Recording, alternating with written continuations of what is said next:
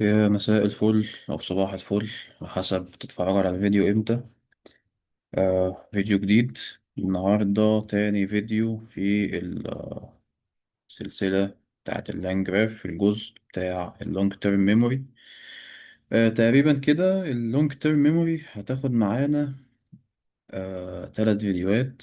احنا كنا اتكلمنا المرة اللي فاتت انترو سريع عن اللونج تيرم ميموري، وخدنا الفرق ما بين اللونج تيرم ميموري والشورت تيرم ميموري، وخدنا كده انترو سريع عن الحاجات اللي ليها علاقة باللونج تيرم ميموري زي الستور، زي النيم سبيس، وخدنا مثال كودينج بسيط كده ازاي نقدر نستخدم الكلام دوت. آه، النهاردة الفيديو التاني زي ما اتفقنا. آه، هنبتدي الكورس بتاع deeplearning.ai، الكورس اللي اسمه Long Term Agentic Memory with LangGraph. الكورس لذيذ وكل حاجة، بس زي ما قلت لكم لو حد جاي من لينكد ان، الكورس تبع الكاتيجوري بتاع الشورت كورسز. يعني الفيديو عبارة عن انترو كده ملوش لازمة، اللي هو بيعرف مين اللي هيشرح الكورس وكده، وفيديو واحد بس نظري 8 دقايق، وتقريبا 4 فيديوهات عملي. يعني بيبقى فيه نوت بوك، هو بيبتدي يقول لك كل سيل بريف عنها ويرن ويخش على بعضه ويرن، من غير ما يجو ان ديبس في الديتيلز بتاعت الكلام دوت. ف معرفش الناس عارفة الموقع ده ولا لأ. يعني تعالى كده نفتحه سريعا ناخد بصة عليه، عشان لو حد مش عارفه. في كاتيجوريز هنا زي ما قلت لكم، في الشورت كورسز، في الكورس، في البروفيشنال سيرتيفيكتس.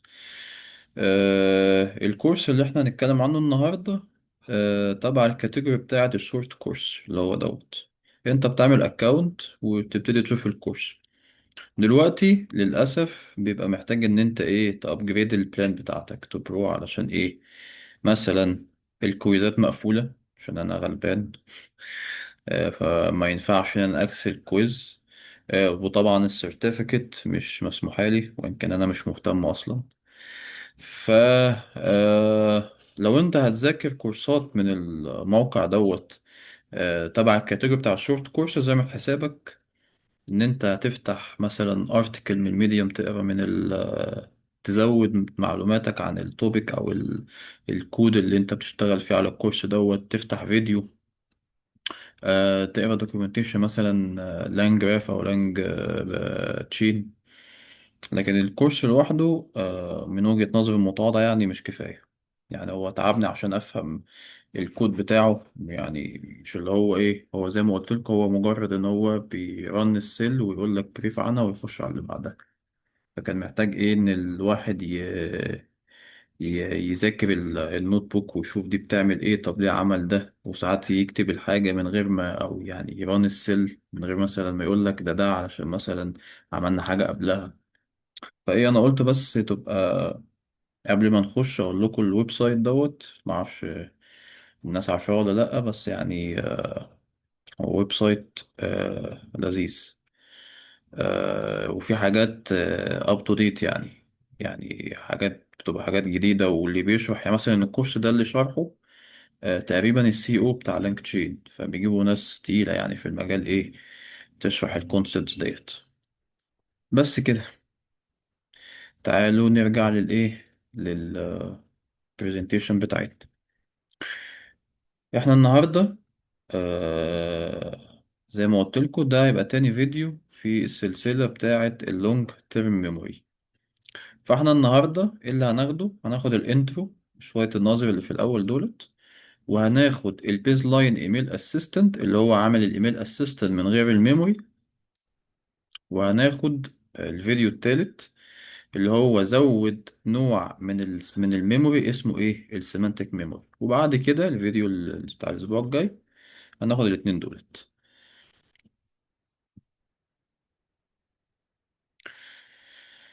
أه قبل ما أبدأ الفيديو، يعني أنا متوقع إن هو ممكن يوصل أزيد من ساعة، ممكن من ساعة ونص لساعتين. فيعني اعمل زي كده وإيه، حضر كوباية القهوة و...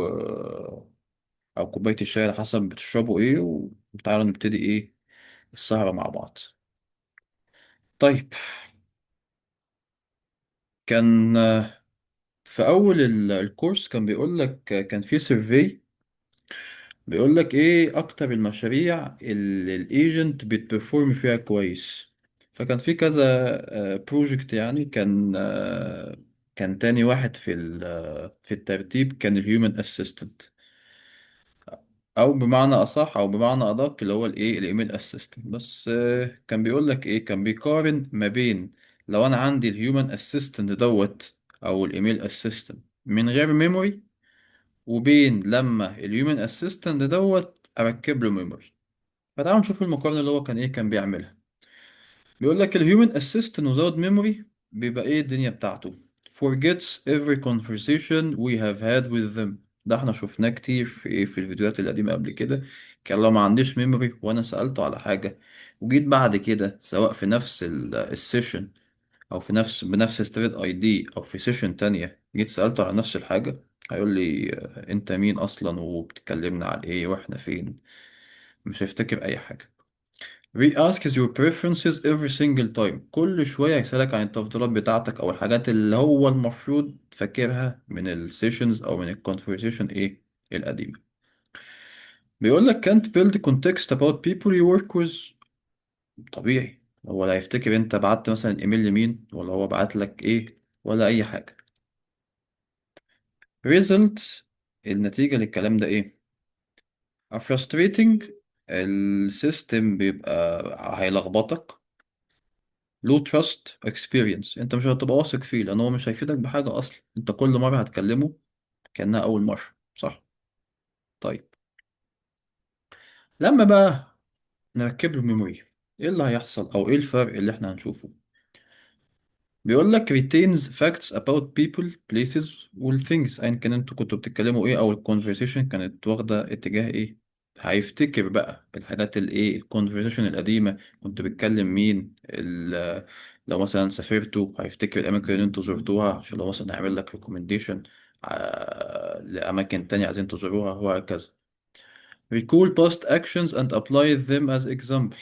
هيفتكر الاكشنز اللي خدها قبل كده الايجنت اللي موجود في السيستم عندي، وهيتعلم منها ايه كأنها امثلة.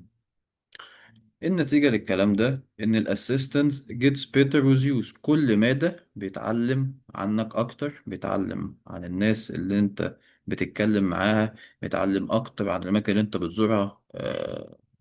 فبالتالي طبعا لما انا اركب ميموري عندي السيستم بتاع الهيومن اسيستنت هيبقى احسن بكتير من الهيومن اسيستنت من غير ميموري. شفنا الكلام ده في فيديوهات قبل كده. طيب، السلايد ديت لو احنا هنيجي نطبق موضوع الايميل اسيستنت ك ك يعني صورة مبدئية ممكن يبقى عامل ازاي. انا عندي الهيومن انبوكس اهو، بيدخل لي الايميل اللي جاي يخش على الايجنت بتاعي. طبعا جوه الايجنت ده جوه ال ام وجوه التولز اللي انا هكتب بيها، وابتدي بقى ايه على حسب انا هعمل ايه في الايميل مثلا هريسبوند هاجنور هعمل نوتيفيكيشن وخلاص، على حسب ايه الايميل اللي جاي. بس وهستخدم التولز طبعا ايه لو انا مثلا بيقول لي انت فاضي امتى او حاجه، والايميل رايتنج تول لو انا مثلا الايميل محتاج ان انا ارد عليه. بس هو في مشكله. ايه المشكله؟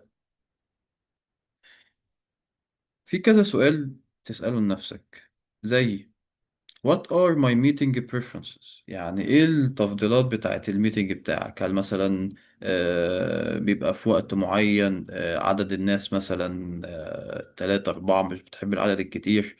كل ده مش موجود عندك لأن هو ما يعرفش الحاجات القديمة بتاعتك كانت عاملة ازاي.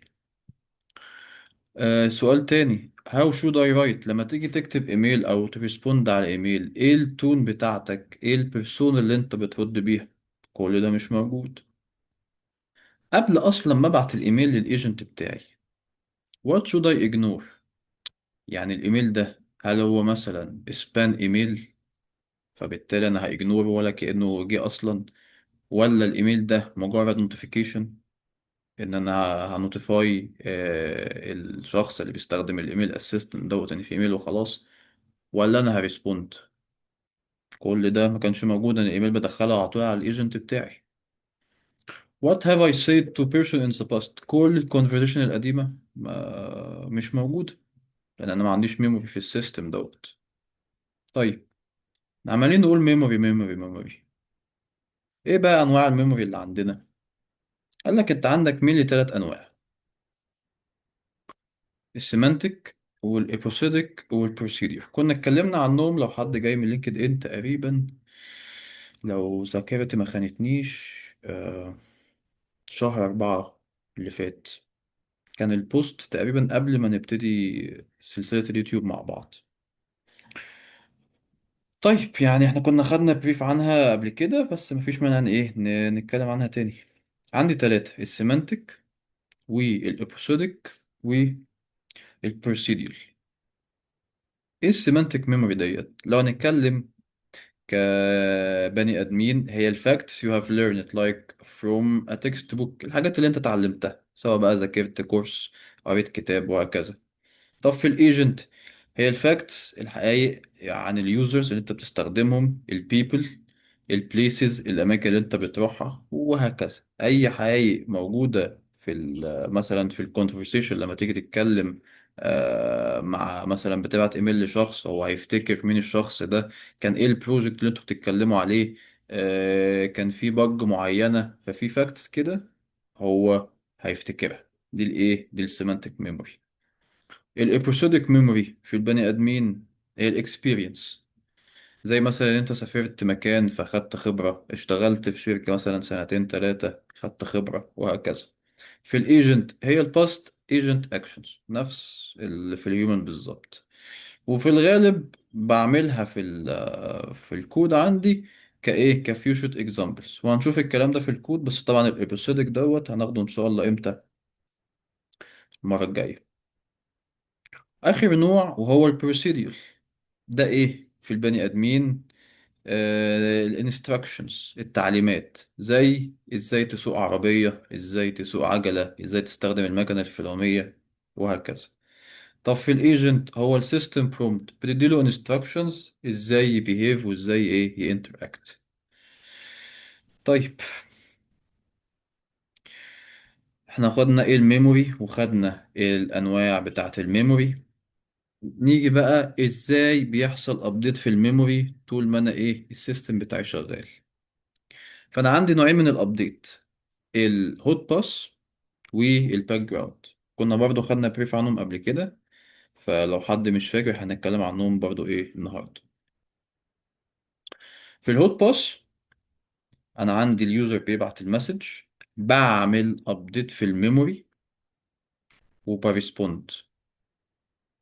مش بستنى مثلا ايه لما اخلص السيشن مثلا بتاعتي وبعد كده ريسبوند، لا، بابديت الميموري وبريسبوند. اليوزر بعت مسج، بابديت الميموري وبريسبوند. طب ده مثلا، ده ايه المميزات والعيوب بتاعته؟ مثلا من العيوب بتاعت الكلام دوت ان انا في ليتنسي، ان انا مش هرد بس، لا ده انا هرد وهابديت الميموري. يعني الايجنت بيعمل حاجتين: بيابديت وبيرسبوند. تمام. على الناحية التانية، في الباك جراوند طبعا من مميزات الكلام دوت على طول الميموري ايه اب تو ديت. انت في كونفرسيشن فانا هابديت، في كونفرسيشن فانا هابديت، فطبعا ايه الابديت هنا يبقى ايه احسن. في الباك جراوند بقى ده النوع التاني، لا، قال لك انا اليوزر هيبعت حاجة هرد عليه، اليوزر هيبعت حاجة هرد عليه بعد ما اخلص، مثلا بعد 30 ثانية، بعد 30 اسف 30 دقيقة هابديت الميموري. طبعا الكلام دوت هيقلل الليتنسي خالص، ان اليوزر مش هيستنى بقى لغاية ما يابديت الميموري بعد كده يرد، لا هيرد على طول. اليوزر هيسأل سؤال او ايا كان الكونفرسيشن ايه، هيرد عليها على طول، وهكذا. في الباك جراوند في الاغلب ان انت البروسيس بتاعت ان انت ترد على اليوزر بتاعتك بتبقى منفصلة عن البروسيس بتاعت الابديت ميموري، فطبعا دي تكلفة عليك. بس في نفس الوقت احنا قلنا ايه؟ ان هو بيقلل الليتنسي. هنا العكس، هنا انت الايجنت مسؤول عن الابديت الميموري عن الريسبوند تو يوزر. فكل واحدة ليها البروز ايه والكونز بتوعها. احنا هنستخدم الاتنين في الكورس. يعني مثلا النهاردة في السيمانتك ميموري الابديت بتاع الميموري هيبقى ايه؟ نستخدم الانهوت باس. لكن لما نيجي المرة الجاية للبروسيديال والنوع التاني هنستخدم مين؟ الباك جراوند. تمام. طيب، بعد ما عرفنا شوية كده مفاهيم عن الميموري وإيه أنواعها والأبديت إزاي، ده الشكل النهائي بتاع السيستم بتاعنا بتاع الإيميل أسيستنت. هيبقى عبارة عن إيه بمنتهى البساطة؟ ده الإنبوكس بتاعي، الإيميل اللي لسه جايلي في على الإنبوكس داخل هنا، هيخش على ستيب أولانية اسمها الترياج. إيه الترياج دي؟ من الاسم بتاعها هي جاية من تراي، تراي يعني تلاتة. فأنا هنا هحدد هل الإيميل ده محتاج يترد عليه، محتاج اريسبوند، ولا محتاج اعمل نوتيفيكيشن بس ان في ايميل جه، معلومة عايز اعرفها وخلاص، ولا هاجنور ان هو مثلا ده سبام ايميل فانا مش محتاج اساسا اقول له ان في ايميل فيه سبام فهيتحط في السبام على طول، او اللي هي الايميلات بتاعت الماركتينج ديت. فدي اول ايه، دي اول ستيب. طيب بعد كده يخش بقى على الايجنت. الايجنت هيبقى عندي كذا تول زي الكاليندر تول زي الرايتنج تول. ده احنا كنا ايه، دول كانوا موجودين عندي في الايه في اول درافت عندي لما كنت بحط السيستم لو فاكرين. اهو. طيب ايه بقى اللي زودناه؟ الميموري تول. ده اللي احنا هنشتغل عليه النهارده. ان انا هزود حاجتين، حاجه اسمها السيمانتك ميموري بروفايل والسيمانتك ميموري كولكشن. واحده مسؤولة عن ان انا ارايت الميموري بتاعتي بيزد على الكونفرسيشن بتاعتي، وواحدة اللي هريتريف منها ايه الداتا من الميموري على حسب ايه الكونفرسيشن بتاعتي برضو القديمة. تمام. يبقى ده اللي احنا هنشتغل عليه النهاردة، اللي هي السيمانتك ميموري، سواء ان انا ازاي هرايت او ازاي هريتريف. المرة الجاية بإذن ربنا هنشتغل على ايه، على البروسيديال ميموري. قلنا ان هي ليها علاقة بالسيستم برومبت والابيسودك ميموري، ان هي تبقى عبارة عن فيو شوت اكزامبلز. يعني هنا مثلا هقول له مثلا ايه الاكزامبلز بتاعت الايميل اللي على اساسها هتجنور، ايه الاكزامبلز اللي بتاعت الايميل اللي على اساسها هتريسبوند، ايه الاكزامبلز بتاعت الايميل اللي على اساسها ايه هتنوتيفاي. هديله شوية اكزامبلز بحيث ايه يتعلم امتى يعمل ده وامتى يعمل ده وامتى يعمل ده. نفس الكلام هنا. فالمرة الجاية هنشتغل على الابيسودك ميموري والبروسيديال ميموري. طيب الايجنت دوت، الكورس كان شغال بحاجة اسمها الرياكت ايجنت. الرياكت ايجنت ده باختصار ري متقسم حاجتين، ري واكت. ري هي اختصار لريزنينج، واكت الاكشن. فايه اللي بيحصل بمنتهى البساطة؟ انت عندك سؤال او مسج او ايا كان، بتخش على الايجنت بيعمل ايه، ريزنينج او الصوت ان هو بيفكر، بيشوف هو عايز ايه، هيستخدم ايه، ايه التولز اللي عندك، وهكذا بيفكر زي البني ادمين يعني المفروض، او بيحاكي التفكير بتاع البني ادمين. طب خلاص، حدد ايه التولز اللي عنده وايه اللي محتاجه وايه اللي عنده وهكذا، يبتدي ايه ياخد الاكشن. محتاج مثلا ارايت ايميل، هروح اقول التول بتاعه رايتنج ايميل عشان اكتب الايميل. محتاج كذا، محتاج مثلا اعمل معادلات حسابية، فاروح اكلم التول الفلانية بتاعه المعادلات الحسابية وهكذا. طب خلصت الاكشن، اعمل اوبزرفيشن للتول ريزلت. انا طلعت نتائج من التول دي، ابتدي اشوف تمام خلاص، خلص تمام مش تمام، ابتدي اعيد الكلام ده. هفضل اعيد اعيد اعيد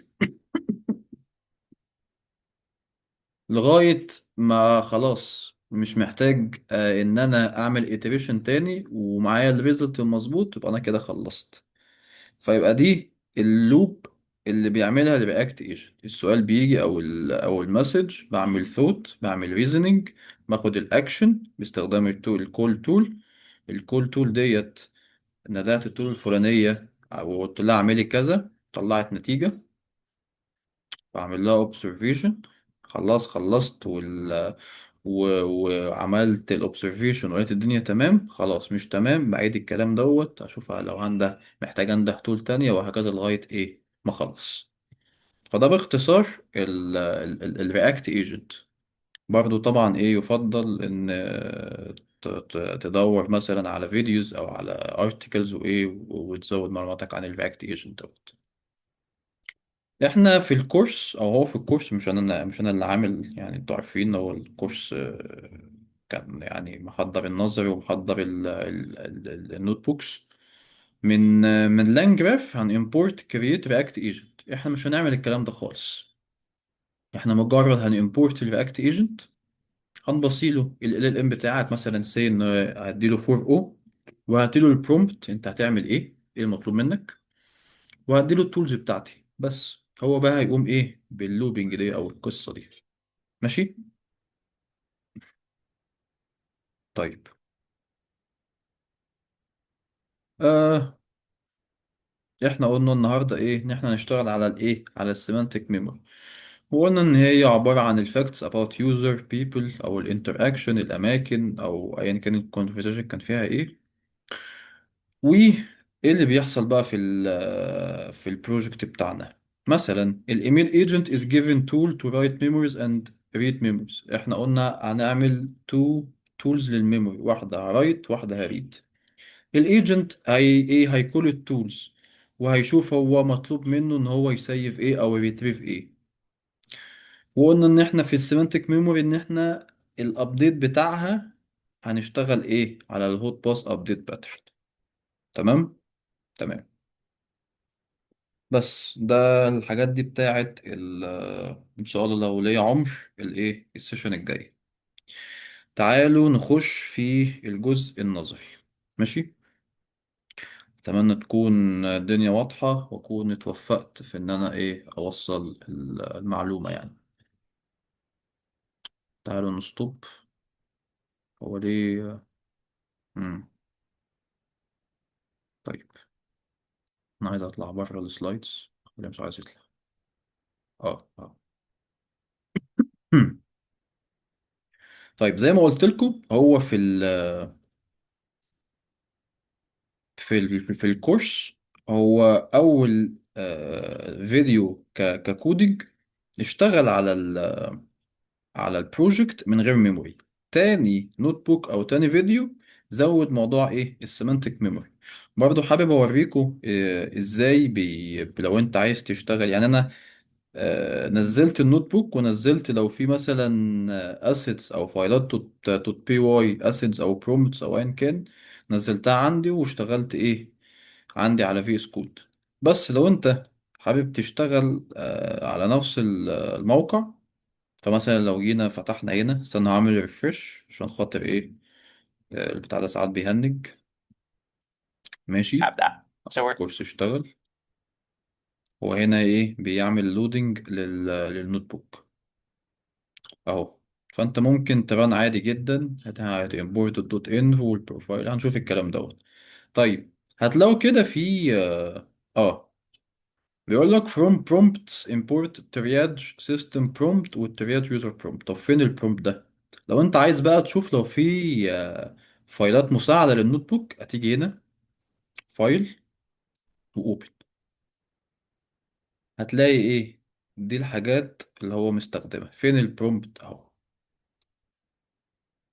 عشان ايه لو شفت حاجات هو وتسأل نفسك هو جابها منين، من هنا، يعني لو حد ما يعرفش الموقع يعني. طيب. فاحنا قلنا النهاردة هنشتغل ايه النوت بوك ديت، وهنشتغل بعد كده ان احنا زودنا على الايميل اسيستنت السيمانتك ميموري. فانا نزلت النوت بوك ونزلت البرومبت دوت اللي انا كنت لسه موريه لكم وحطيتهم عندي. فتعالوا نبدأ.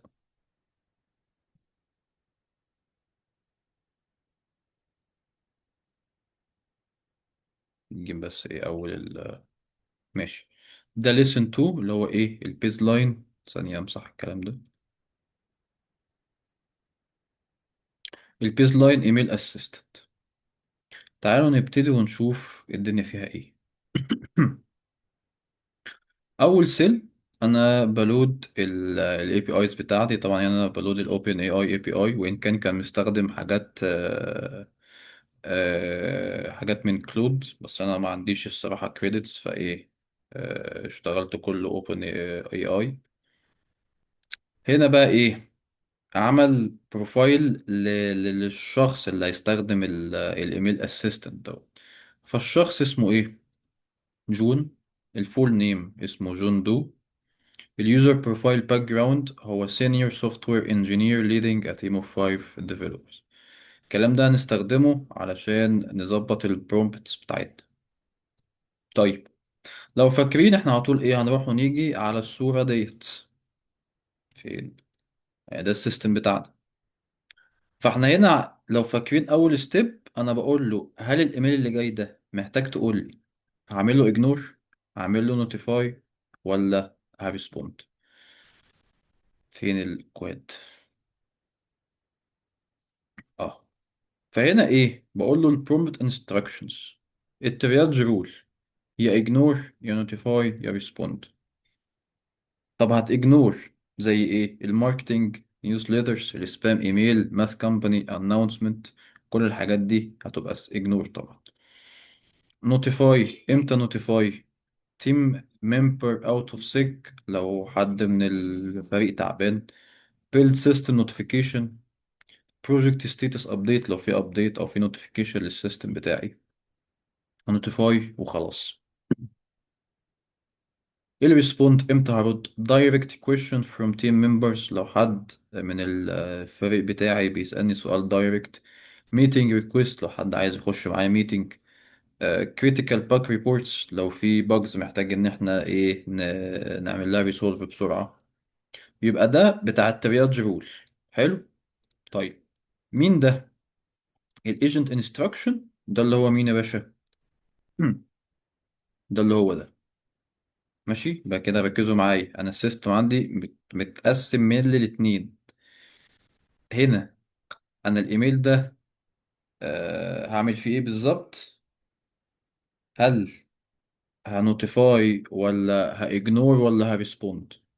خلصت القصة دي، نروح على الجزء التاني. طب انا هريسبوند هعمل ايه؟ او هستخدم تولز ايه؟ وهابديت الميموري ازاي؟ وهريتريف الميموري ازاي؟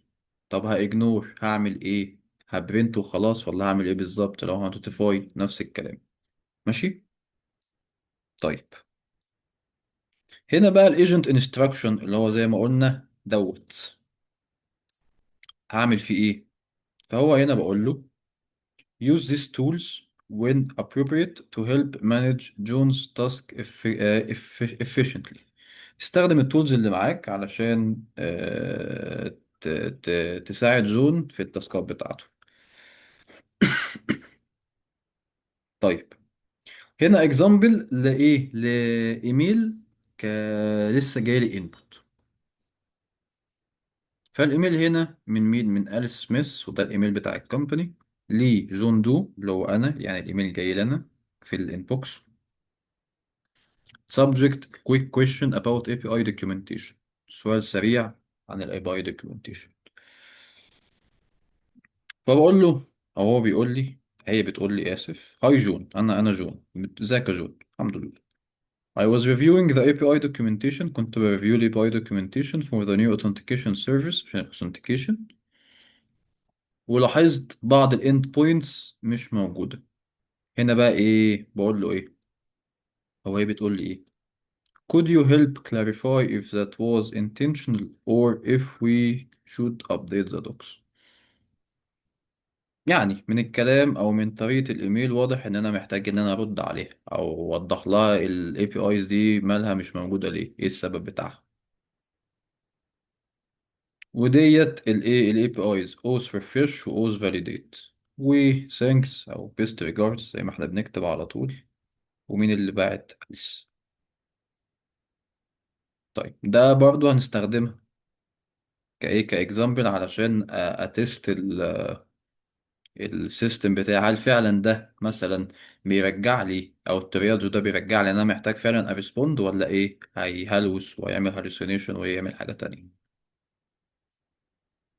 هنا انا بإمبورت الحاجات اللي محتاجها، بإنت الشات بتاعي او ال بتاعي هيبقى مين من اوبن اي اي جي بي تي 4 او ميني. هنا بعمل السكيما بتاع مين، بتاع الترياج تاني، انا لسه هنا. ماشي. فبقول له ايه، انت يا ال ام يا اللي خاص بالترياج هترجع لي حاجتين. اول حاجه كلاسيفيكيشن، ده هيبقى عباره عن ايه؟ هيبقى عباره عن literal، يعني هترجع لي حاجه من التلاته، يا ignore يا respond يا notify. طيب بيزد على ايه هترجع لي الديسكريبشن؟ ده الريزن انت ليه اخترت ignore، او ليه عملت ignore للايميل ده، او ليه هتختار ان انت تعمل respond، او انت ليه هتختار ان انت تعمل notify. فهنا بقوله step by step reasoning behind the classification. وهنا description لكل واحدة منهم.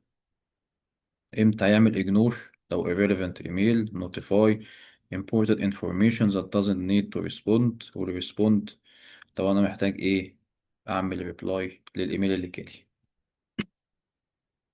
وهنا ايه بقول له ال ام انت هترد بالسكيما بتاعت الراوتر، الحاجات اللي احنا عملناها قبل كده. طيب هنا بقى ايه، بإمبورت من البرومبت حاجتين، الترياج يوزر برومبت، والترياج سيستم برومبت اسف، والترياج يوزر برومبت. فين دول يا باشا؟ هنيجي اهو عند الايميل اسيستنت، انا حطيتهم هنا في البرومبت. لو جينا هنا، فاكرين الانفو اللي قلت لكم في الاول هنستخدمها، اللي هي ديت مثلا الايميل من كذا لكذا subject، والبروفايل بتاع اليوزر، النيم والفول نيم واليوزر بروفايل اللي احنا هنستخدمها هنا. تعالوا نرجع للبرومبت. ده الترياج سيستم برومبت. الرول يو ار فول نيم اللي هو كان جون دو اكزيكتيف اسيستنت، يو ار توب نوتش اكزيكتيف who cares about John performing as well as possible. والباك جراوند فاكرين كان سوفت وير انجينير تقريبا، كان بيليد 5 بيبل، فانا هنا جبت الايه اليوزر بروفايل باك جراوند. ونفس الكلام بقى الانستراكشن، انت هتجيت ايميل، شوف بقى انت هتignore ولا نوتيفاي ولا ريسبوند للشخص اللي اسمه جون دو. ودي الانستراكشن اللي هو امتى هيقول لا ان هو هيجنور، امتى هينوتيفاي، امتى هي ايه هيريسبوند. الفيو شوت اكزامبلز دي لو ما نيجي نستخدمها هتلاقوها ان هي بنون، لان ده هنتكلم عنها بعدين في النوعين التانيين من الميموري. وعندنا اليوزر ايه برومبت ايه، الايميل اللي جاي من مين الاوثر، لمين اللي هو الانا لدو، والسبجكت ايه العنوان، والايميل ثريد ده اللي هو البادي اللي هو فين. هجيب الكلام ده منين، الاوثر والتو والسبجكت والايميل ثريد من هنا اهو. بالظبط اهو، from وتو والسبجكت والبودي. تمام.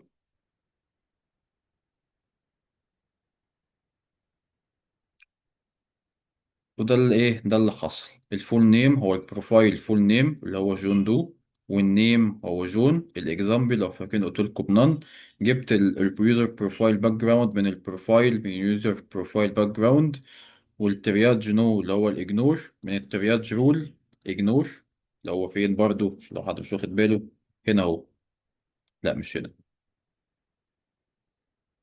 هنا اهو ترياج رول اجنور. ولو عايز اجيب النوتيفاي ترياج رول نوتيفاي، لو عايز اجيب الريسبوند ترياج رول ريسبوند.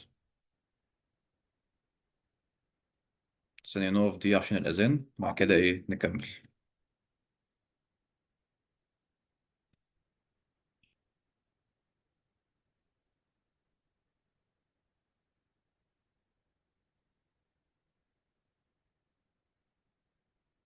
كنا واقفين هنا.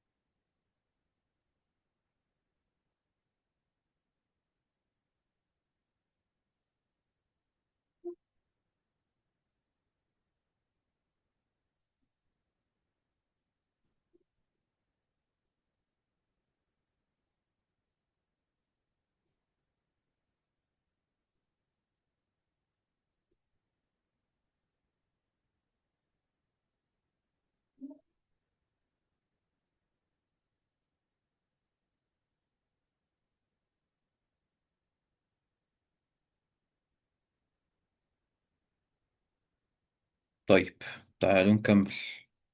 فانا هنا ايه جبت في السيستم برومبت الحاجات اللي احنا محتاجينها: الفول نيم والنيم والاكزامبلز واليوزر بروفايل باك جراوند والاجنور والنوتيفاي والايميل.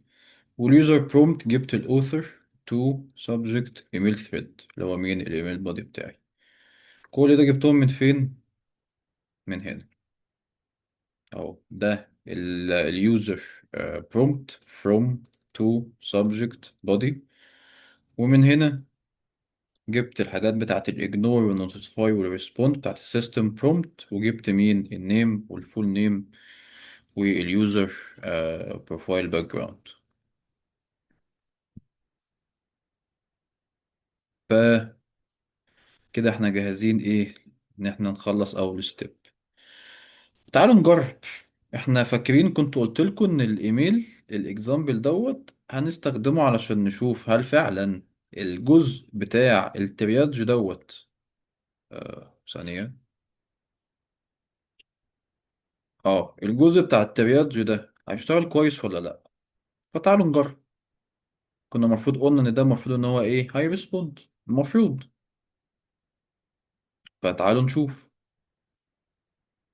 فقلت له result equal lm route invoke، واديته السيستم برومبت ان انت حدد لي الايميل اللي جاي هل هرد ولا هنوتيفاي ولا هاجنور. واديته اليوزر برومبت اللي هي ايه الداتا بتاعت الايميل بتاع اللي جاي اللي هو الانبوت. قال لي ايه بقى؟ الكلاسيفيكيشن ريسبوند. فاكرين كان بيرجع ايه؟ كان بيرجع ريسبوند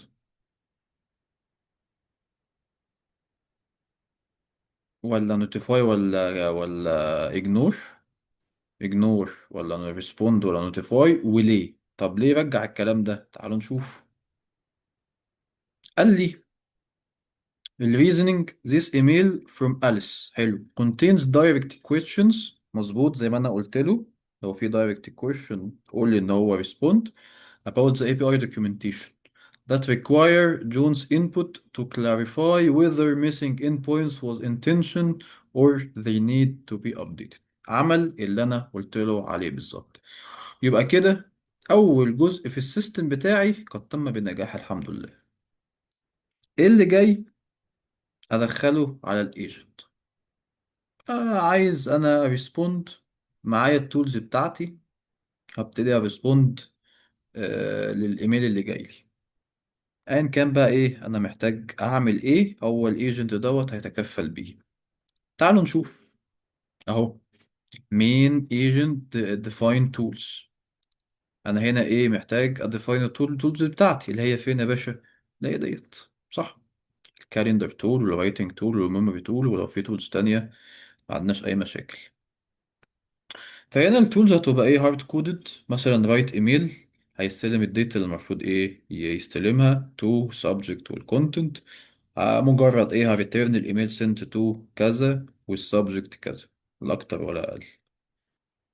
وفي السكيدول ميتنج نفس الكلام كانت الكورس عاملها هارد كودد.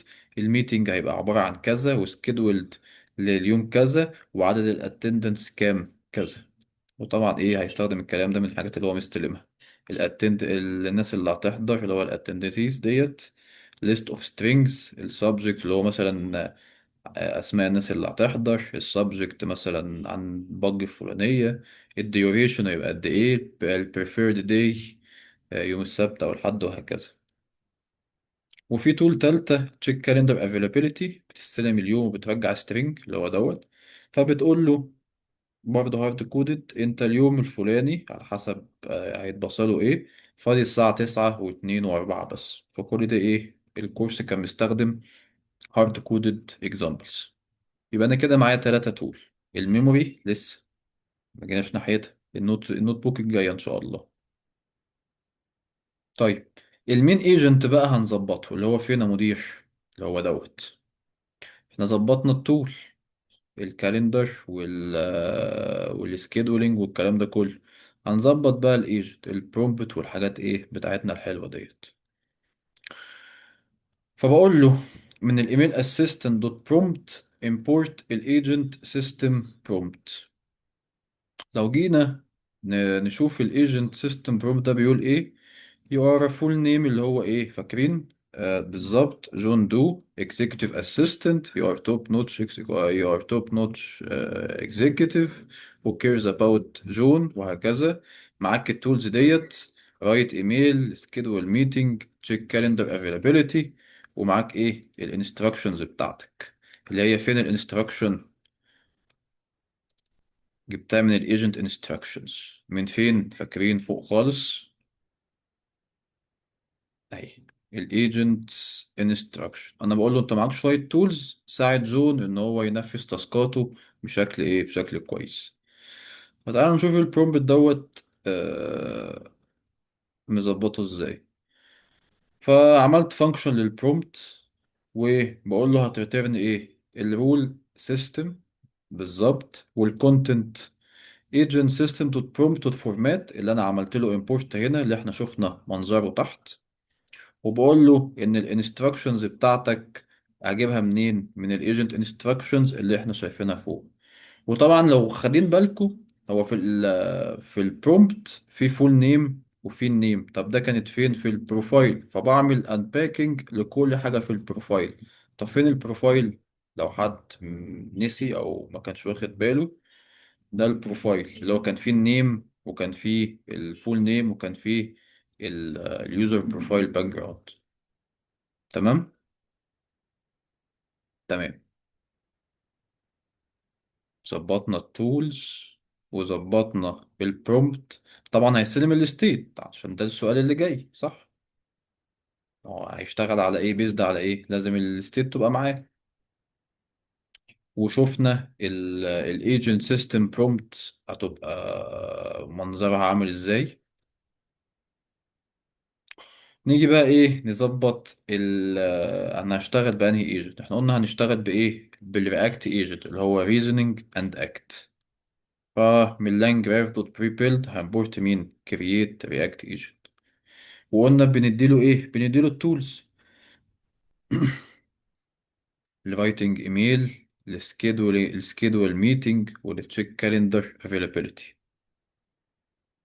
كل اللي انا هعمله هنده على الكرييت رياكت ايجنت، هبصيله ال LLM بتاعي، هبصيله التولز، هبصيله البروبت. تمام. تمام. وهبس ايه، وهبتدي انفوك الكلام دوت. هقول له ايه what is my availability for Tuesday. المفروض هيستخدم انهي تول؟ تعالوا كده نبص على التولز تاني.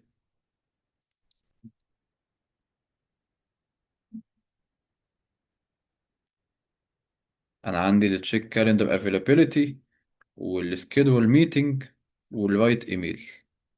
تفتكروا هيستخدم انهي واحدة بالظبط؟ يعني مش محتاجة، يعني تشيك كالندر افيلابيلتي. فالمفروض كان هيرجع ايه؟ انا فاضي التلات، تسعة، واتنين، واربعة. طب ليه استخدم التول ديت؟ لان انا بقايل له في البرومبت انت الاسيستنت بتاع جون 2، وهتساعد جون ان هو يبرفورم التاسكس بتاعته، وانت معاك اكسس للتاسكس ديت. ده اللي هو مين لو فاكرين؟ الايجنت سيستم برومبت. معاك التول بتاعت الرايتنج ايميل، التول بتاعت السكيدولر، التول بتاعت الكاليندر. وبقوله في الانستراكشنز استخدم التولز دي علشان تنفذ التاسك المطلوبة من حضرتك. فلما نفذت الكلام ده قال لي ايه؟ You have the following available time slots on Tuesday. تسعة واتنين واربعة. استخدم التول الصح ورد مظبوط. طيب، تعالوا بقى نكريت الايجنت بتاعنا بقى الجراف، زي ما ايه، زي ما كنا بنعمل في السبع تمن تسع فيديوهات اللي فاتوا. انا عندي الستيت هتبقى مكونة من حاجتين. اول حاجة الايميل انبوت، انا جاي لي انبوت اللي هو مين؟ الايميل. عبارة عن ديكشنري. ليه؟ لو فاكرين انا كان عندي مين اللي بعت الايميل؟ بعته لمين؟ السبجكت البودي. فعبارة عن ديكشنري. المسجز اللي هي الهيومن مسج والاي اي مسج والتول مسج. وطبعا فاكرين الاد مسج دي كانت ايه؟ الريديوسر. لو فاكرين ان انا مش باوفر رايد المسج، انا بابند المسج، مفيش حاجه بتضيع. بعد كده بقى امبورت الحاجات الجميلة بتاعتنا، الستارت والاند والكوماند والليترال واللي انا ازاي ارسم الجراف. الكوماند دي جديدة هنشوف بنستخدمها في ايه. هعمل فانكشن للترياج راوتر اللي هي فين يا باشا؟ اللي هي ثانية بيحمل، او الجو حر فمأثر على اللاب شوية. محتاجين انا وهو نحوش، انا وهو والمروحة، ونجيب تكييف. المهم، أه هعمل الفاينل ديزاين للترياج. ايه، انا كل اللي فات ده كنت بجرب ده لوحده وده لوحده، انا محتاج ايه؟ اعمل السيستم كامل على بعضه. فهنيجي هنا اللي احنا عملناه بالظبط. طب الترياج رول ديت بتعمل ايه؟ يا بتودي على الريسبونس ايجنت علشان لو انا عايز ارد، هبتدي بقى استخدم التولز بتاعتي والحركات بتاعت الرياكت ايجنت عشان ارد، او مثلا لو هو ايميل سبان فانا هاند، انا مش هعمل حاجه اصلا، مش محتاج اعمل حاجه. تمام.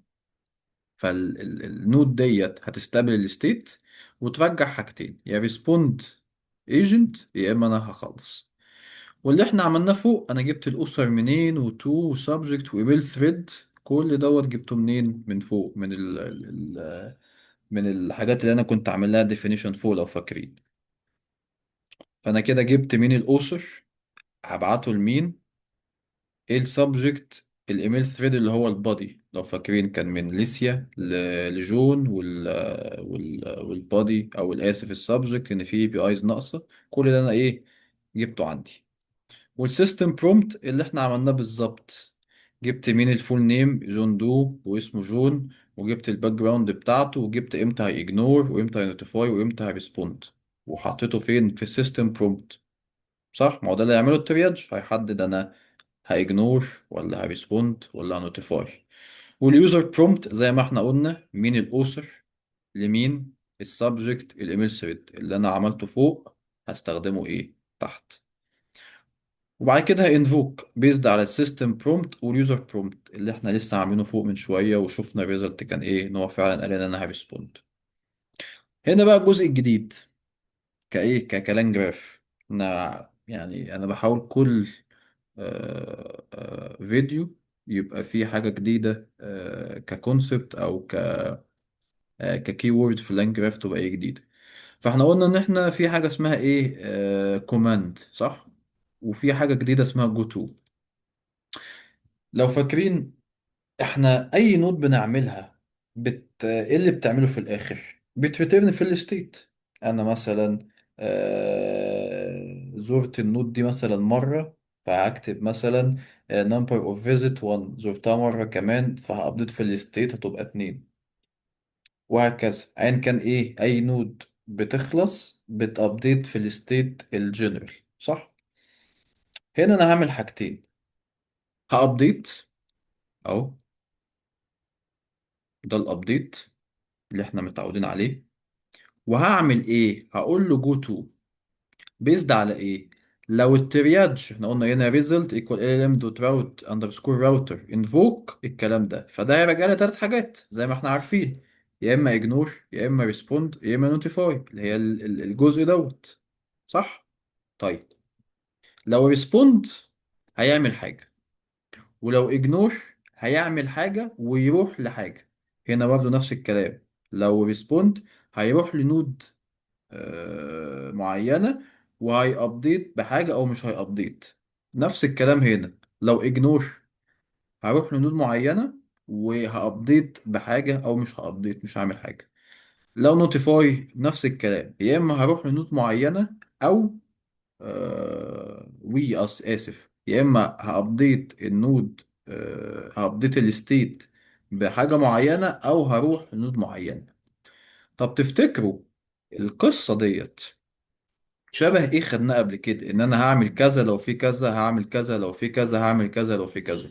حد فاكر؟ بالظبط. فاكرين الكونديشنال راوتنج؟ كنت على فكرة يعني بالمناسبة كنت ممكن اعمل القصة دي بالكونديشنال راوتنج. هعمل بمنتهى البساطة فانكشن اللي هي بتعمل الكونديشنال، لو كذا هيروح في كذا وكذا هيروح في كذا، كنت هضيف الكونديشنال راوتنج في الجراف عندي، صح؟ بس قلنا ايه ان احنا السلسلة بنتعلم فيها مع بعض، انا بتعلم والناس اللي بتتفرج على الفيديو بتتعلم، اتمنى ذلك يعني يكون الفيديوهات مفيدة. فبنحاول نشوف ايه حاجات جديدة، مش كل مرة ناخد نفس الحاجة. فتعال، لو الريزلت دي رجعت ريسبوند، انا هعمل ايه؟ هبرنت ان classification بقى respond و this email requires response. وهروح لمين؟ للنود اللي هيبقى اسمها response agent. والابديت الرول user والcontent respond to this email state email input. في حتة كده وقفتني في الكورس، هو الصراحة ما قالهاش، هو ليه الرول يوزر؟ مين يعني؟ مش انا اللي بعت الكلام ده. لما جيت افكر فيها واشوف، يعني ده كان اجتهاد شخصي الصراحة، لو حد عنده تفسير تاني يا ريت يقول لي. المفروض انا كشخص، المفروض يعني انا اللي هقول للايجنت في الطبيعي، انا اللي بقول للايجنت خد رد لي على الايميل، صح؟ معاك التولز، انا اللي بقول له خد رد لي على الايميل. فهو تقدروا تقولوا ايه زي تمثيلية كده، او انا بحاكي الهيومن. فانا ان انا بقول للايجنت كأن السيستم بتاعي بيبتدي من هنا. انا بقول للايجنت يا ايجنت خد الايميل دوت، ابتدي استخدم التولز بتاعتك وايه، ورد عليه باستخدام الايه التول. شوف هتعمل ايه، هتستخدم الكالندر، الرايتنج تول، احنا لسه الميموري مش موجوده، فمعاك التولز ديت ابتدي استخدمها ورد عليه. فهنا كأنه بيحاكي، اسف، كأنه بيحاكي الايه، الهيومن بيباصي الايميل للايجنت وبيقول له ايه ابتدي اشتغل. تمام. طيب، لو الريزلت كلاسيفيكيشن باجنور، هتعمل لي ايه؟ كلاسيفيكيشن اجنور، ما تعملش حاجه. this email can be safely ignored، ولا كأنك شايف. الابديت مفيش ابديت، هو الكورس كان عامل كده، وهيروح لمين؟ هيروح للاند. خلص يا باشا. لو الريزلت بنوتيفاي، هيطبع ايه؟ classification notify this email contains important information. مجرد ايه؟ هقول له في important information في البتاع دوت وخلاص. الابديت بنن والجو تو باند، مش هيعمل ابديت وهيروح للاند ويخلص. لو اي حاجه من الثلاثه دولت، هريز ايه؟ الايرور بتاعي. وهريتيرن مين بقى؟ الكوماند. هروح لفين وايه الابديت؟ ده الجديد كلانج جراف كونسبتس، ان انا النوت بتاعتي مش مجرد ان هي بتكتب في الستيت وخلاص، لا، دي كأنها بتعمل الشغل بتاع الايه كونديشنال راوتنج. انا هروح يمين ولا هروح شمال من غير ما اعمل كونديشنال راوتنج. ده الفكرة العامة بتاعت ايه، بتاعت الجزء دوت او الجزء الجديد اللي احنا خدناه النهارده. فانا كده الجزء بتاع تظبيط الدنيا مع بعض خلص. محتاجين نعمل الجراف بقى، صح؟ تمام. فبعمل initialization للجراف، بسميه ايميل ايجنت. بقاد النود اللي هي الترياج راوت اللي انا لسه عاملها، اللي هي كل اللي احنا اشتغلنا فيه هنا. والريسبوند ايجنت ده الاسم، وهي ايه؟ الايجنت اللي هو فين؟ لو فاكرين اللي هو الرياكت ايجنت، فين يا باشا؟ هو ده اللي هو هيستلم الايميل، وبيزد على التولز اللي عنده هيبتدي يستخدم التولز، ويبتدي ايه مثلا لو هيرد يبتدي يشوف هيرد ازاي. صح؟ تمام. وبعد كده ببتدي بقى ب- هضيف الايدجز من الستارت، هروح للترياج راوتر اللي هو البداية بتاعتي، زي ما احنا شايفين هنا اهو، انا بدايتي ترياج. وبعد كده بكمبايل. هتقول لي يا عم كرولوس انت بتهرج ولا ايه؟ امال فين باقي الحاجات اللي احنا عمالين نعملها فوق دي؟ اقول لك، ما انت الكونديشنال راوتنج عملته باستخدام الكوماند وجو تو، فاكر؟ كنا قلنا ان ده بيحاكي موضوع الكونديشنال راوتنج، صح؟ فالحتة ديت او الجزء اللي انا عملته هنا ده هو اللي هيعمل لي الراوتنج بتاعي. على حسب الانبوت اللي جاي، هروح يمين هروح للريسبوند ايجنت عشان ارد، ولا هاند الدنيا وخلصت. طب تعالى نشوف شكل الجراف عامل ازاي. ده الشكل بتاعه. انا من الستارت هروح للترياج راوتر، ومن الترياج راوتر يا هروح للريسبوند ايجنت يا هروح للاند. ولو تاخدوا بالكو الايدج منقطه، فاكرين برضو الكونديشنال راوتنج كانت الايدج منقطه، يعني يا اروح هنا يا اروح هنا. لكن دي انا بقول له انت من الستارت مفيش اي نود هتروحها الا الترياج راوتر. اللي هو فين يا باشا؟ اللي هو هنا اهو. اسف، من الستارت هتروح للترياج راوتر، مفيش مفر، لازم تعمل القصة دي. لكن هنا من الترياج راوتر يا هتروح هنا يا هتروح هنا. هتقول لي يا عم كرولوس مفهومة، ماشي دي بلعتها. طب هتقول لي الحاجات اللي جوه دي عملتها ازاي؟ هقول لك، فاكر لما قلت لك ان انا مش هامبلمنت الرياكت ايجنت؟ مش أنا اللي هعمله، انا هامبورت من لانجراف الرياكت ايجنت. فين الكلام ده؟ لو حد مركز، كلكم مركزين طبعا انا عارف، اهو.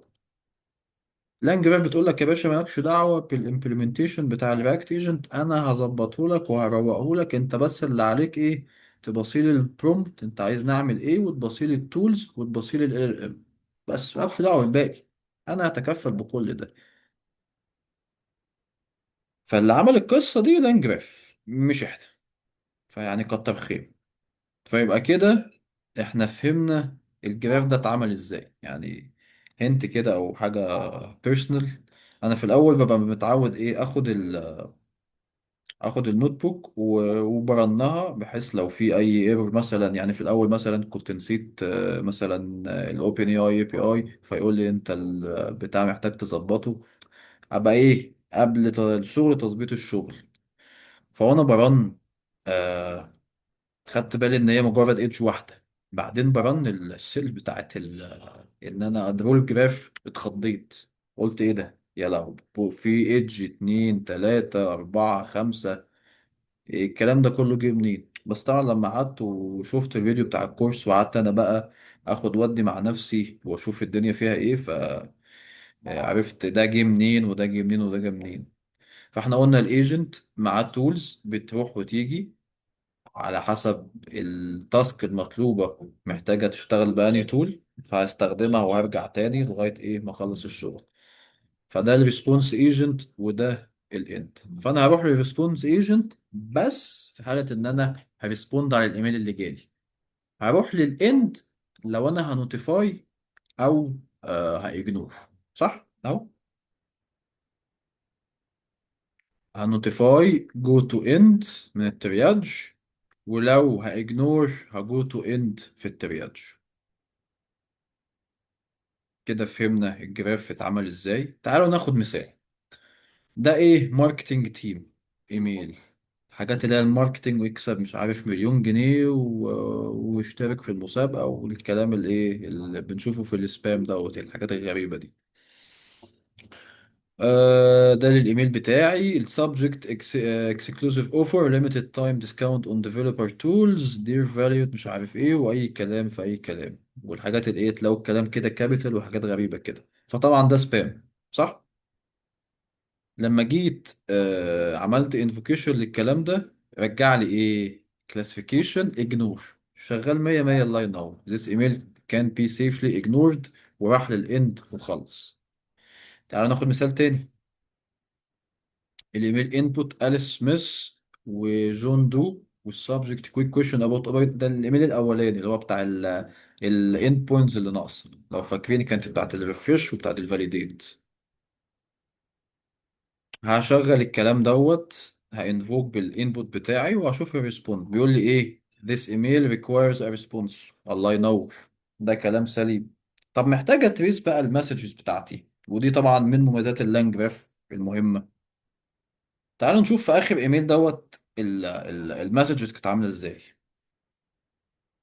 اول واحد هيومن مسج، ده الايميل من مين لفين، وكان طالب ايه الموضوع، الان بوينتس مش كاملة، محتاجة ايه ريسبوند مني.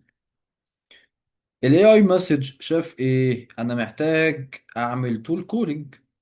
مين رايتنج ايميل، ليه؟ لان انا الكلاسيفيكيشن بتاعي ريسبوند، صح؟ فمحتاج اكتب ايميل ابعته. فهنا فعلا لقط ان انا محتاج اكل التول بتاعه الرايت ايميل لأليس، والسبجكت تري كويك كويشن about باي documentation، وده ايه الكونتنت بتاعي. التول مسج هبتدي فعلا ابعت الايميل، والاي اي مسج ردت بعد ما خلصت التول كولينج وشافت الدنيا تمام، قالت لك ايه: I have sent a response to Alice Smith acknowledging her concern about the API documentation. وبعت الايميل وقال لك تمام، والدنيا 100 فل وايه و10. الحمد لله الحمد لله الحمد لله. خلصنا اول نوت بوك. الدنيا طويلة أنا عارف، بس هو أعتقد يعني، وإن توافقوني الرأي، الموضوع ممتع شوية. تاخدوا بريك، كده كده الفيديو إيه هينزل، فممكن توقفوا وأنا مش هاخد بريك. فتعالوا نخش على إيه الفيديو التالت. ثانية، هو اللابتوب محتاج تكييف. آه، احنا خلصنا ده شوية النظر اللي في الأول، وخلصنا البيز لاين ايميل اسيستنت. دلوقتي احنا في الايه، في الفيديو الرابع، اللي هو الايميل اسيستنت والسيمانتك ميموري. فتعالوا كده، اللي هي ليسون 3. تعالوا نطلع فوق خالص، مش احنا تقريبا قربنا نخلص، متقلقوش. نفس الكلام، بلود الاي بي ايز بتاعتي، والبروفايل نفس الكلام. جون دو هو سوفت وير سينيور سوفت وير انجينير بيليد 5 ديفلوبرز. الترياج رولز هي. الجديد في الايجنت انستراكشنز، انا بقول له استخدم التولز ديت، استخدمها عشان ايه؟ تنفذ التاسكات بتاعت جون. وبقول له ايه بعد ما ده انا مزوده من عندي الصراحة. بعد ما تريسبوند للايميل، دايما استخدم المانج ميموري، اللي هي التول بتاعت الرايتنج، عشان اعمل ستورنج للدنيا عندي. فاكرين الكي بتاع النيم سبيس المره اللي فاتت. details of the request sender topic specifics asked to ايه future follow ups. خزن الحاجات ديت علشان لو في follow ups للايميل دوت، هتبتدي ايه تستخدمها عشان ترد. From the same person can be answered with full context. لو لنفس الشخص رد ايه بالفول كونتكست بتاعك. تمام. تمام. الاكزامبل بتاع الايميل هو من أليس لجون بالنسبة للاي بي اي دوكيومنتيشن. ويبقى import الحاجات اللي محتاجها، وده ال LLM GPT-4 او ميني. ونفس الراوتر هيرد يا بإجنور يا بريسبوند يا بنوتيفاي، وتقول لي ليه. وبديله ال LLM السكيما اللي هي الراوتر اللي انا لسه عاملها. ومعايا الترياج سيستم برومبت والترياج يوزر برومبت، نفس الكلام. ومعايا تول رايت ميموري، ومعايا السكيدول ميتنج، ومعايا التشيك كالندر افيلابيلتي. نيجي بقى لايه، للجزء بتاع الميموري بتاعنا اللي هو السيمانتك ميموري. فاكرين الميموري ستور بتاع المره اللي فاتت؟ هنستخدمه طبعا. وبقول له ايه هنا بقى من الجزء الجديد، ان انا هباصي للميموري ستور الامبيدر بتاعي. انا هشتغل embeddings، فبقول له انت من OpenAI استخدم text embedding 3 small. ليه؟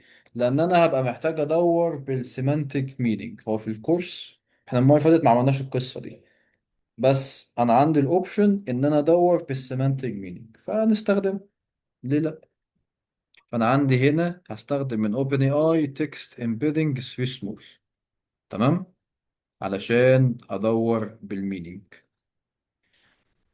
وفاكرين كنت قلت لكم في بوست من 3 4 ايام، راجعوا لانج ميم. فمن لانج ميم انا هكريت او اسف هامبورت حاجتين: كرييت مانج ميموري تول وكرييت سيرش ميموري تول. احنا عارفين ان احنا كميموري مش محتاج ان انا مجرد هعمل سيرش او هعمل بوت او هعمل جيت زي ما كنا نعمل المره اللي فاتت. لا، انا محتاج اعمل تولز. التولز ديت الايجنت بتاعي اللي هو الرياكت ايجنت يقدر يستخدمها. فعلشان كده انا من لانج ميم استخدمت الكرييت مانج ميموري تول والكرييت سيرش ميموري تول. اسف. تقدروا تعتبروا ان الكرييت مانج ميموري تول والكرييت سيرش ميموري تول هما انترفيس للداتابيز بتاعتي بمنتهى البساطة. يبقى الاتنين دولت هما الانترفيس ودي الداتابيز. تمام. عشان ايه تبقى الناس فاهمة يعني الدنيا ماشية ازاي. فدي التولز اللي الايجنت هي ايه هيستخدمها او شايفها عامة. لكن الداتا نفسها متخزنة فين؟ في الستور عندي. وصلت؟ تمام. فعندي الاتنين تول: كرييت مانج ميموري تول والكرييت سيرش ميموري تول. واحدة هكتب فيها وواحدة هريتريف منها. فببصلها مين؟ النيم سبيس اللي احنا عارفينه ان البروجكت او الدنيا عندي هي بتاعت مين؟ الايميل اسيستنت. بيزد بمين؟ لانجراف يوزر اي دي. احنا كنا فاكرين في اللونج تيرم ميموري انا مربوط باليوزر اي دي مش بالثريد اي دي. طب نوع الميموري هي ايه؟ كوليكشن. نفس الكلام هنا، ايميل اسيستنت لانجراف يوزر اي دي انا مربوط بيه، ونوع الميموري هي مين؟ الكوليكشن. لو فاكرين نيم سبيس هي فولدرات على حسب بخزن ايه لمين. لو فاكرين ايه الكلام ده كنا اتكلمنا فيه المرة اللي فاتت. طيب، هنا مجرد ايه بشوف التول ديت بتعمل ايه او الاسم بتاعها او ايه الديسكريبشن بتاعها. فمثلا هنا النيم بتاعها مانج ميموري. المانج ميموري تول اللي هي بتاعت الرايتنج مثلا بتقول له ايه؟ مانج ميموري تول اللي هي فين؟ اللي هي ديت بتاعت الرايتنج. هي بمنتهى البساطة create update or delete ال persistence memories to persist across. فهي ايه؟ هي اللي بتكتب سواء بقى هتديليت هتابديت هتكرييت. وبيزد على ايه؟ على الكلام ده هل في new user preference receive an explicit user request to remember something or otherwise alter your behavior. هل في حاجة جديدة اتكتبت؟ هل اليوزر طلب مني ان انا اعمل حاجة معينة؟ وهكذا. فالارجز عبارة عن الكونتنت، ايه الداتا بتاعتي، مثلا الاكشن انا هكرييت ولا هعمل ايه بالظبط، ولا هابديت ولا هديليت. ففي شوية ارجز هنا ممكن تبصوا عليها بعدين، مش ما تهمناش دلوقتي. نفس الكلام هعمله للسيرش. انا عندي السيرش ميموري ده الاسم. هي بتعمل ايه؟ search your long term memories for information relevant to your current context. هي هتريتريف الداتا. وفي شوية اركس زي الكويري، السؤال اللي انا بسأله الليميت انت عايز قد ايه؟ كام؟ زي ما بنعمل في الراج مثلا. انت عايز كام انفورميشن عن القصة ديت. كل ده الاوفست والفلتر بتوجه الدنيا انت عايز تفلتر ازاي. وهكذا. طيب، آه ده السيستم برومبت بتاع الايجنت اللي هو دوت. ثانية، احنا عايزين الصورة. ده البرومبت بتاع المين ايجنت لو فاكرين. فبقول له you are full name executive assistant اللي هو بتاع جون، ونفس الكلام you are a top notch executive assistant اللي بتهتم بجون. معاك التولز ديت السكيدول والتشيك. ومعاك حاجتين والرايت، معاك حاجتين زيادة بقى: المانج ميموري هترايت في الميموري، والسيرش ميموري لو انت ايه عايز تريتريف. عشان ايه؟ ما لو انت هترد فانت محتاج مثلا تبقى عارف انفورميشن عن الايميل الاولاني قبل ما ترد. فانت هتستخدم الحاجات الزيادة اللي انا حاططها لك: المانج ميموري والسيرش ميموري، ومعاك الانستراكشنز اللي هي كانت فوق. فاكرين؟ اللي هي ديت، عشان لو حد كان ناسي. اللي هي ديت. ماشي. طيب. أه بكريت البرومبت، الرول سيستم ده السيستم برومبت، وببصيله الانستراكشنز بتاعتي، وبعمل انباكينج للبروفايل اليوزر والفول نيم والباك جراوند زي ما عملنا في النوت بوك التانية. وطبعا ببصيله الستيت عشان بيزد على ايه هيرد، لازم ابصيله الستيت صح. تمام. طيب. أه وبإمبورت الرياكت ايجنت، وبكريت التولز برضو، وبزود مين المانج ميموري تول والسيرش ميموري تول اللي انا لسه عامله. والريسبونس ايجنت اللي هو الرياكت ايجنت ببصيله الموديل والتولز والكرييت برومبت، والزياده بقى ايه؟ الستور. فاكرين اللي انا عملته فوق؟ طيب. وبعمل الكونفيج زي ما كنا بنعمل المره اللي فاتت، الكونفيجربل معاك اليوزر اي دي هو مين لانس. وببتدي بقى ايه؟ اشغل الدنيا. فبقول له ايه؟ جيم از ماي فريند، انا هنا لسه بتست. وهبتدي ايه اشوف المسجز بتاعتي كانت ايه بالظبط. فهيومن مسج جيم is my friend. AI message: That's great to know. If there is any specific about Jim that you would like to me to remember, or if there is anything you need regarding him, feel free to let him know. عرفنا يا عم، شكرا ألف مبروك إن في واحد اسمه جيم، لو في حاجة أنا عايز تقولها لي عشان أفتكرها قول لي. طيب. تعالى بقى هنقول له مين هو جيم. فإيه اللي هيحصل؟ الهيومن مسج هو الجيم. طب الاي اي مسج، انا محتاج اعمل تول كولينج لمين؟ للسيرش ميموري صح. هدور بقى عندي بالاي دي دوت. احنا فاكرين المره اللي فاتت كنا قلنا ان كل اوبريشن عندي بيبقى ليها اي دي. والكويري مين؟ انا بسأل على عم جيم. فانا بسأل بالاي اي مسج، قلنا ان هي هتحتاج تعمل تول كولينج بالارجس ديت. عندها فعلا مين التول مسج اللي هي اسمها سيرش ميموري. آه هنا في bug: I don't have any specific information about Jim in my memory. هو تقريبا أنا غيرت حاجة ونسيت أعملها. ماشي، تعالوا نرن كده تاني.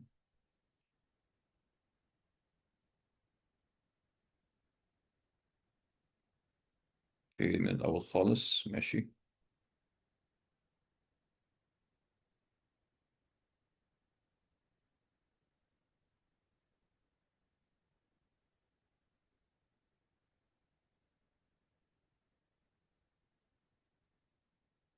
أهو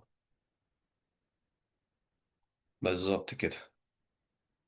فأنا هنا أول حاجة هقول له Jim is my friend، ده الهيومن مسج. احنا لسه إيه عشان محدش يتلخبط، أنا ببتدي من الأول خالص تقريبا. أنا كنت بغير حاجة ونسيت أعمل ران للسيل.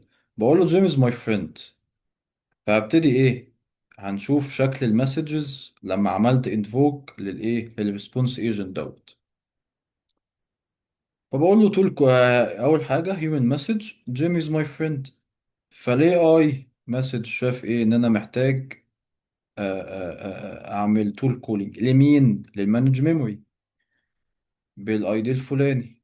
والاركس جون دو considers جيم to be friend، ده اللي هيكتبه عندي. والاكشن كرييت ان انا هكريت ميموري اقول له فيها ان جون دو consider جيم to be a friend. طيب. انا هنا قلت لازم اعمل تول كل مانج ميموري هنا هكريتها، او هستخدم التول اللي اسمها ايه مانج ميموري. والميموري كرييتد بالاي دي الفلاني. والاي اي مسج بعد ما استخدمت التول مسج بيقول لي ايه got it. I have noted that Jim is your friend. If there is anything specific you'd like me to remember about your interactions with Jim, just tell me. فكده الحمد لله ايه الدنيا ظبطت. تمام. تعالوا هنا ايه فاكرين السيرش ممكن اعمل سيرش ب... بالنيم سبيس بتاعي، بالايميل اسيستنت، لانس كوليكشن. نفس الكلام ممكن اعمل سيرش بالايميل اسيستنت واللانس والكوليكشن. ممكن نزود بقى حاجة تانية اللي هي ايه، كويري. فاكرين احنا كنا في الاول خالص كنا ايه، بن قولوا معايا، عملنا في الستور ان احنا نستخدم مين، الامبيدنجز، صح؟ فين؟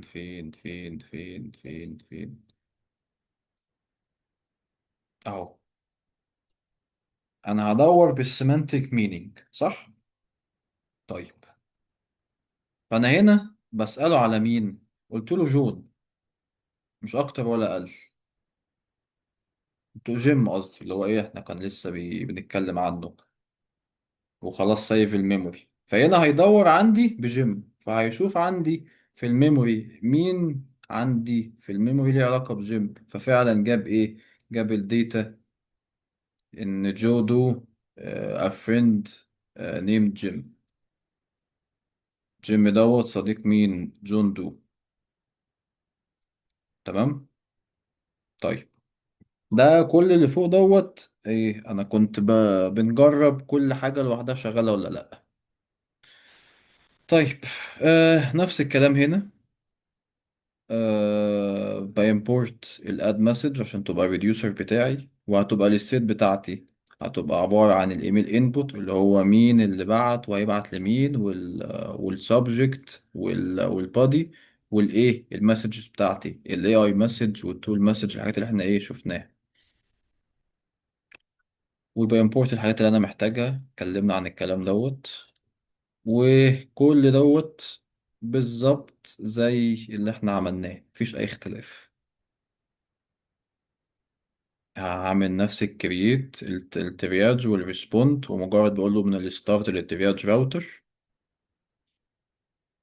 وده شكل النود، مفيش اي تغيير فيها. تعالوا بقى نشوف الايه الامثله. هنا أليس سميث لمين، لجون دو. السبجكت كويك question about باي documentation، نفس الايميل بتاع المره اللي فاتت، النوت بوك اللي فاتت. بس هنا في الريسبوند بقى، في الاسف في الانفوك، هعمل ايه، هبصيله الكونفج عشان يفتكر اليوزر، صح؟ طيب، لما عملت انفوكيشن للكلام ده قال لي فعلا اللي هو الايميل بتاع الاي بي اي this email requires a response. ده كلام سليم. تعالوا نشوف بقى ايه المسجز طول ما انا لما عملت انفوكيشن ايه اللي حصل في الكواليس في الستيت عندي. فاول حاجه الهيومن مسج هو الايميل بتاعي، respond to this email الاوثر كذا ولمين، واعمل لي شوف لي الاي بي ايز اللي ناقصه، اعمل لي فيها حاجه ايه، فانا محتاج ارد على الكلام ده اهو. طب هيعمل ايه بقى، الايجنت شاف ان هو محتاج ينادي تول مين بقى، رايت ايميل، صح؟ هتقول لي فين الابديت، اقول لك الصبر اهو. فين، فاكرين في الاول خالص قلنا ان احنا في السيمانتك ميموري الاوبريشن بتاع الابديت الميموري هنا هيبقى ايه، هوت باس. فالهوت باس بيحصل وانا برد، عكس الباك جراوند اللي احنا هناخده المره الجايه باذن ربنا. فوانا برد هابديت مين يا باشا، هابديت الميموري عندي. حلو.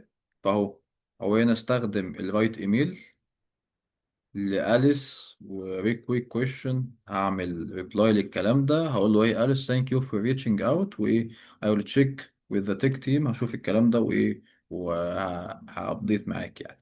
وفي نفس الوقت عمل مين ابديت، وايه الكونتنت، أليس سميث asked about missing endpoints. فهم بقى، أليس بتسأل على الاند بوينت الاوس، وجاب كمان ايه، الاتنين اند بوينت اللي ناقصين، الريفرش والفاليديت. فهو كده ايه، استخدم المانج ميموري علشان يكتب الفاكتس. احنا قلنا السيمانتك ميموري هي الفاكتس اللي موجودة عندي فين في السيستم عندي.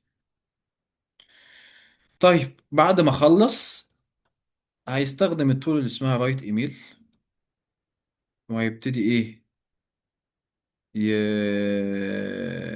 وفي نفس الوقت هيعمل ايه؟ هيكريت الميموري. احنا قلنا وهو بيابديت الميموري هيعمل ايه؟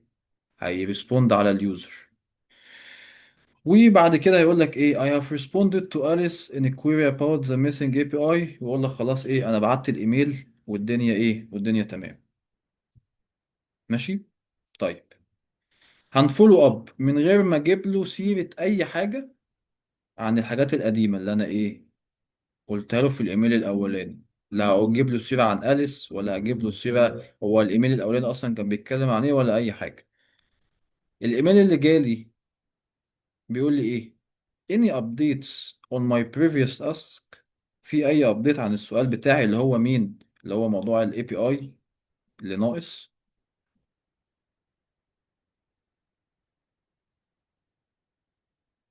احنا فين؟ هينفوك الكلام دوت، وهبصيل الكونفج عشان يبقى عارف اليوزر. هيشوف ان الايميل ده يحتاج ايه ريسبوند عشان انا بسأله. هيجاوب بقى ايه. تعالوا نشوف المسجز هتبقى ايه نظامها. هنا ريسبوند تو ايميل، ده الايميل بتاعي اللي هو لسه جاي لي، اللي هو الباشا دوت. تول كول. اول حاجه قبل ما يرد عليا انا محتاج اسرش عندي في الميموري لو في حاجه ليها علاقه باليوزر دوت او بالايميل دوت عشان ابتدي ارد بيها. هو فعلا لقى في السيرش ميموري في التول ديت عندي حاجات ليها علاقه بمين، بأليس سميث.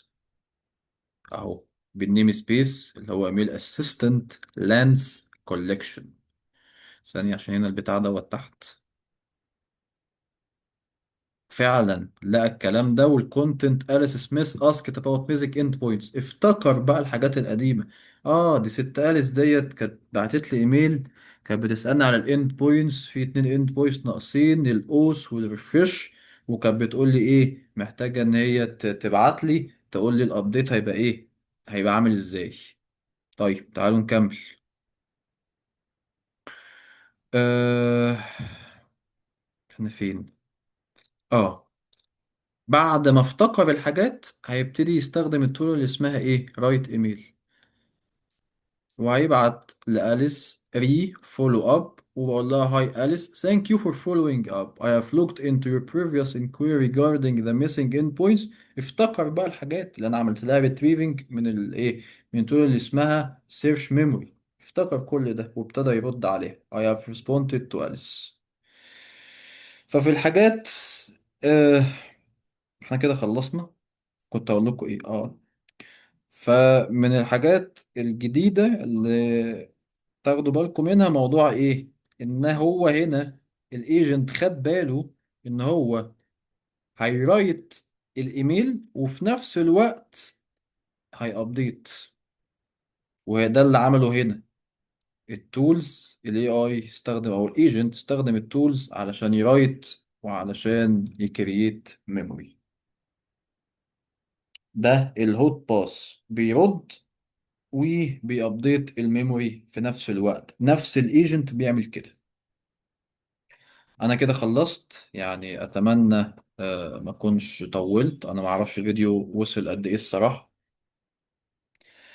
آه، يعني اتمنى الفيديو ما يكونش عدى ساعتين.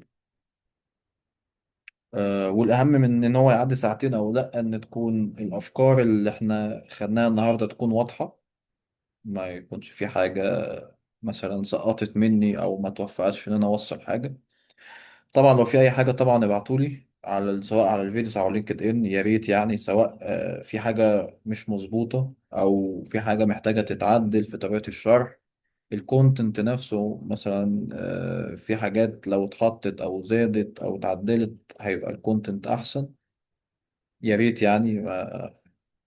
دي حاجه ما تضايقنيش خالص، بالعكس يعني.